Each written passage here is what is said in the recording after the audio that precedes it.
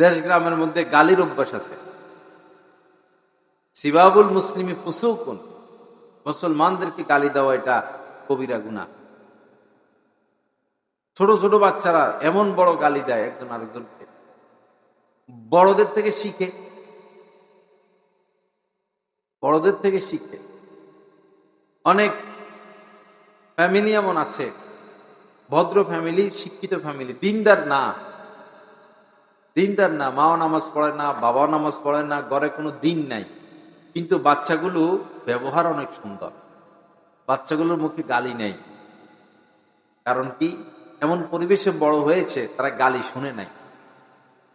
মা বাবাও গালি গালাজ করে না, তারাও গালি শিখে নাই। আবার কিছু পরিবার ফ্যামিলি এমন আছে, কেউ কেউ নামাজ পড়ে, দিনও আছে কিছু কিছু, কিন্তু মায়ের ব্যবহার খারাপ অথবা বাবার ব্যবহার খারাপ, কথা কথা গালি দেয়। আছে না দেশ গ্রামে? মা মা মহিলারা কথা কথা গালি দেয়, হাঁস মুরগিরাও গালি দেয়, গরুরেও গালি দেয়, ছাগল পালে ছাগলরে কি দেয়? গালি দেয়। আবার মনে করেন এই অনেক সময় জুতা খুঁজা পায় না, মোবাইল খুঁজা পায় না, পরে জুতা আর মোবাইলটা গালি দেয়। দেখছেন কিনা আপনার এগুলো? জুতা মোবাইলটা গালি দেয়। তো সে তো গালি দিয়ে মজা পায়, কিন্তু ক্ষতি কি হয়? ক্ষতি হইলেও তার বাচ্চাটা গালি শিখে গেল,